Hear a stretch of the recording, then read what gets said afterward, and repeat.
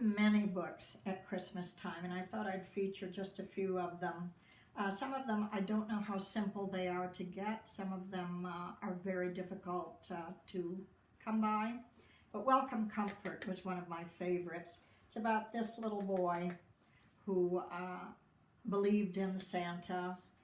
He was a poor boy. He had made friends with the town janitor at his school. And the janitor this little boy was teased every day about being fat. And the janitor is modeled after a man that was the janitor at our school. His name was Quentin Hamp. And I adored Quentin. Quentin every year played Santa at our Santa program. But Quentin is overhearing this boy being teased. Now this boy is the son of our local pharmacist. This boy, by the way, is grown up now and has children of his own. But anyway, Quentin befriends him and tells him, you know, someday Santa is going to come and give you a very special message. And eventually, that is exactly what happens. The little boy wakes up in the middle of the night one night, and this is, you know, the kids are teasing him. They're being just awful to him. But in the middle of the night one night, just before Christmas, he wakes up to Santa standing at the end of his bed. Santa takes the boy out in his sleigh, and they fly over Union City, and Santa points at a pin that he is wearing, and he's saying, you know, this is what enables me to be Santa, and maybe someday this will be yours. Well, in the story, the boy grows up, he gets married. I don't know exactly where the wedding is, but Quentin takes the kid, there's their wedding. He takes him kind of under his wing. To make a long story short, Santa finally gives that pin to this little boy who grows up to become a very robust man. And it turns out this little boy then becomes Santa and flies away. That's the magic of the pin. So, lovely story. You're going to love it. I was so pleased to write it. And I think what I feel wonderful about is that little boy is now my neighbor. He's married to the dentist in town. He has, I believe, 2 children. He grew up, by the way, to be one of the handsomest, most beautiful young men I've ever seen in my life. The other story that's very much a Christmas story is one called An Orange for Frankie. Now, this story came from my grandmother's. This is their farm. It was near Grand Blanc, Michigan. A lot of these are Michigan stories. And the train went across the back of their pasture every day. And when the train came through, in the old days they called them hobos. I guess you would call them homeless people. Would trail off the train, go to my grandmother's kitchen. She would be preparing coffee and Johnny cakes. And Frankie, the youngest boy in the family, my grandmother's youngest brother, gave one of the hobos his sweater that his sister had knitted him the year before, which was a loving and kind act. But after they left, he realized his sister might be angered by that. Well, they're waiting for their father to come home. He's a circuit preacher. And when he comes home, he has stopped way off in the north and had gotten a carton of beautiful oranges. Because in those days, your only present at Christmas were usually apples, oranges, and nuts, and put them in your stocking. So for this family to have the oranges was just amazing. They would put the oranges, this is when they're having dinner together. This is my whole array of my family. My grandmother, her sisters and brothers, there were 9 of them. I knew them all, except Frankie, the little boy that this story is about. At any rate, this is when their dad comes home. They go out and pick trees, they chop down trees, they did it the way they did over 100 years ago, which I think is amazing. But when their dad comes home, this is the part I want to show you that's really important. He comes comes home and he brings, this is his arrival, because he's been gone a long time, but he brings oranges. And they put all of the oranges on the mantle, but they've warned the children, whatever you do, don't pick up the oranges, don't eat them. This is for Christmas Eve. Well, Frankie picked up his orange, and as it turns out, he lost it. And he was so upset, he didn't know how he was going to tell his family that he had lost that orange. That was their Christmas orange, and that mattered more than anything. Eventually, all of the brothers and sisters, they found out that he had lost the orange, and he just couldn't face his family. He felt so sad. So the whole family opened their oranges and took a section of their orange out, and then they wrapped a pink ribbon around all of the sections. They ended up with a whole orange, and they gave it to Frankie. And that is what the name of this story is, an orange for Frankie. It's a really lovely Christmas story. You'll like it if you want to see how things were done, 100 years ago. One of my other favorite stories, I'm not sure how easy it is to get this book either, is called The Christmas Tapestry. And I heard this actually from two sources. My son posed as the young man in this. That little boy was the man who did my lawn. That was his grandson. But the story is about their shopping in downtown. His father, the little boy's father, is a minister.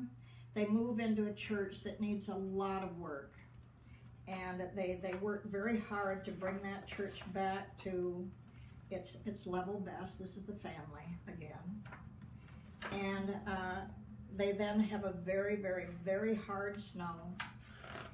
And when it snows here in Michigan, well, this is them fixing it all up. They worked very hard to bring the church back. They replastered, they painted, they did all kinds of things. Well, here comes the snow. And for those of you that aren't around snow, maybe what you don't realize, we have an incident called where the snow literally gets very heavy on the roof and causes an ice dam. It holds water back. Water comes down literally the walls of your house. Well, this is what happened at the church after they got it all fixed up. An ice dam happened and took all of the plaster off in the sanctuary. And they didn't know what to do to fix that. They were so sad and upset. Well, the next day they're downtown shopping. And it's very, very cold, and it's blizzardy weather, and this is what I've encountered since I've moved here to Michigan. They go to this one antique store, and they see this beautiful tapestry in the window. They go inside, they buy the tapestry, because it's very unusual and beautiful. And the father gets the idea, we'll hang it over where all of the plaster has come off the wall, and nobody will know the difference. We'll put a Christmas tree in front of it. They won't know how damaged the wall is. Well, so on their way home, after they bought the tapestry, they're at a bus stop, and there's a little old lady sitting there, and she offers them a cup of tea from her thermos. And they become, they ask her, how many buses are you going to have to take to get home? And she says, well, a few. And they said, look, we're going to take one bus home. We'll get our car. We will drive you the rest of the way, since you've been so kind as to share your tea with us. Well, when they get to the church, they ask her to sit for a moment while they hang the tapestry up in front of the ice dam. And she gasps and says, where did you get this?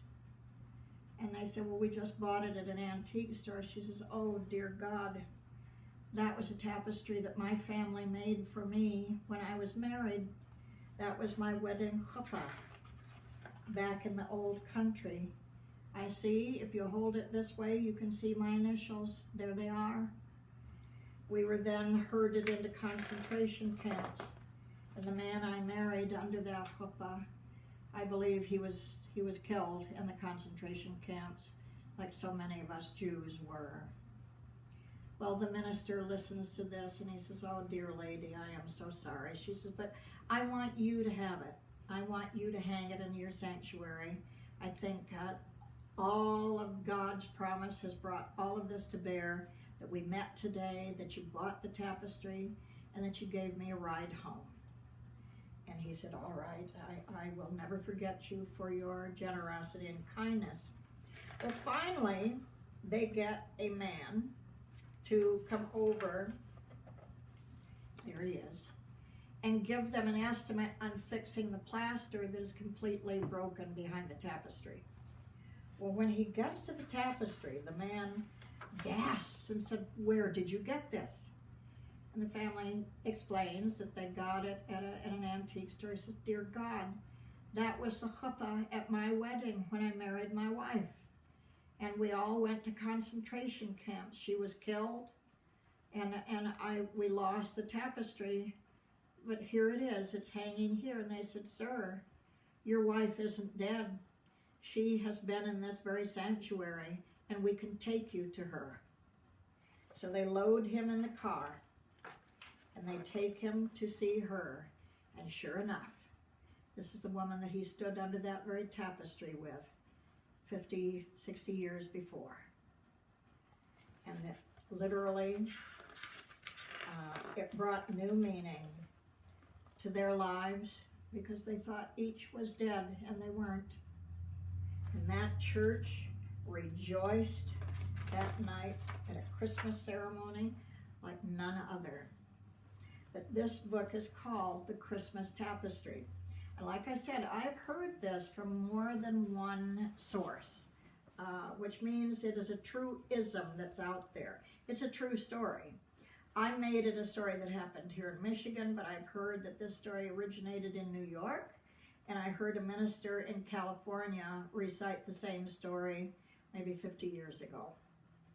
But it's a wonderful, powerful story, and it's about love, and it's about the beauty of the holidays and reaching across time, years, and differences, and making everything part of a festive holiday season of forgiveness, of overwhelming love, and coming together. The Christmas Tapestry. I think that's all I have for you. I'm going to write some more Christmas books this next year. I didn't this year. This year I'm going to visit my wonderful family and my two grandbabies in California. But please enjoy those stories, and anything else that if you go into Barnes & Noble or any independent booksellers, which I do heartily recommend, ask them about any of my Christmas stories, and I'm sure they can pull them off the shelf for you to read. But my wish for all of you today is a wonderful and joyous season of giving, of singing, of eating, of dancing, of hugging, and believing in things that are unseen. Most of all, believing in the powerful spirit of the holiday season, no matter what religion you are celebrating, no matter what corner of the earth you live on. The power of this season is great. And I'm saying to you, Merry Christmas.